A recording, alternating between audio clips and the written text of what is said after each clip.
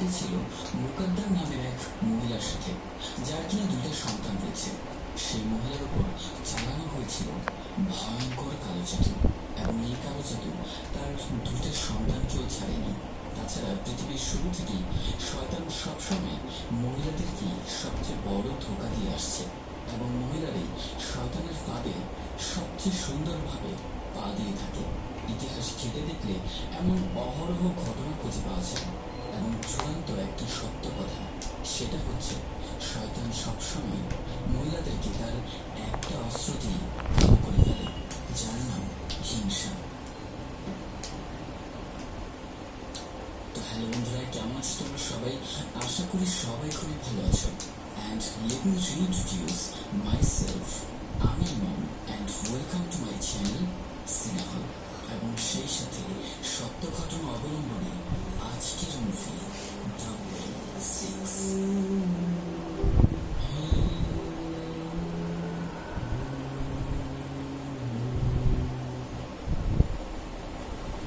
Job ক্ষেতের মাঝে একজন কালো পোশাক পরা এক বেদুইন মহিলা একা দাঁড়িয়ে আছে, কিন্তু সেখানে সে একা ছিল না, তার সাথে ছিল স্বয়ং শয়তান।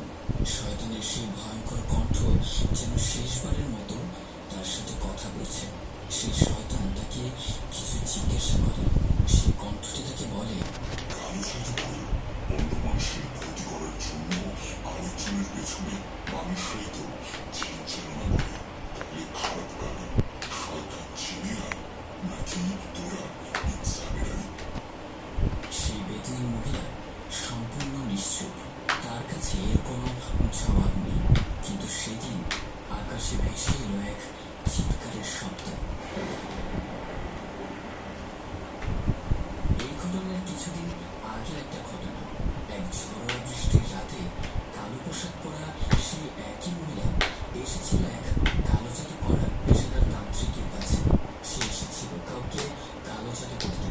সেই তান্ত্রিকের নাম হচ্ছে কাঙ্গরচুমা। এই ব্যক্তি কালো জাদু করে পরিবার ধ্বংস করার জন্য কুখ্যাত। পর্দার আড়াল থেকে সেই মহিলা তান্ত্রিককে একটা ছবি বের করে দিল, এবং এটা তার ছবি, যার উপর কালো জাদু করতে হবে।